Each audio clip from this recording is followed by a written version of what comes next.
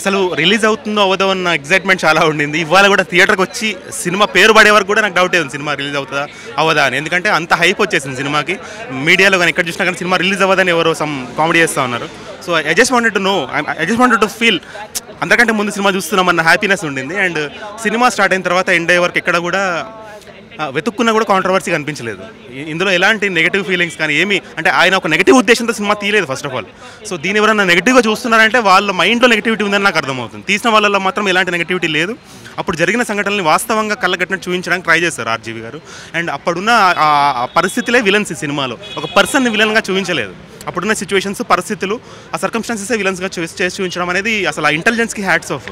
And ఈ Nandamuri family కానీ ఏ family కూడా ఈ సినిమా నుంచి వాళ్ళు భయపడాల్సిన అవసరం లేదు, బాధపడాల్సిన అవసరం లేదు. వాళ్ళదేం తగ్గించలేదు, వాళ్ళ గౌరవం అట్లనే కాపాడుతూ సినిమా తీయడం అనేది గ్రేట్ అనిపించింది.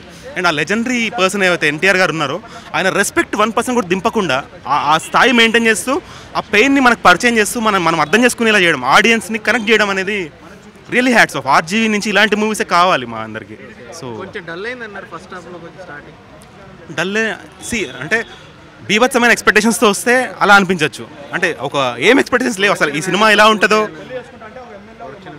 ఇప్పుడు ఒక స్టోరీ బేస్డ్ మూవీని మనము గ్రాఫిక్స్తో కానీ సెట్స్తో కానీ తీయాల్సిన అవసరం లేదు. ఈ సినిమాని ఎలా తీయాలో అలా తీశారు ఆయన, సింపుల్గా తీశారు. సో ఆ సింప్లిసిటీయే సీరియస్గా అంటే హార్ట్ పెట్టి తీశారు. అందుకే బాగా కనెక్ట్ అవుతుంది అందరితోటి. అంటే ఒక ఎమోషనల్ సైలెన్స్తో అందరు బయటకు వస్తున్నారు, ఎవరు కూడా జోక్స్ వేసుకుంటూ బయటికి రావట్లేదు థియేటర్లోంచి. అదే నిదర్శనం సినిమా ఎలా ఉంది అనే దానికి. చాలా సెన్సిటివ్గా ఉంది cinema.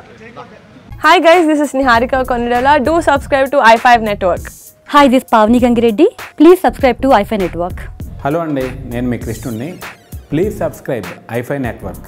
Hi everyone, I'm Nandini Rai. Please do subscribe to i5 Network. Hi guys, this is Priyanka Jalkar. You're watching me on i5 Network. For more interesting videos and film updates, please subscribe to i5 Network. Please watch and subscribe i5 Network. Please subscribe to i5 Network. Hi, నేను మీ Madhunandan. Please subscribe to i5 Network and please support i5 Network. Thank you. i5 నెట్వర్క్కి తప్పకుండా subscribe చేయండి.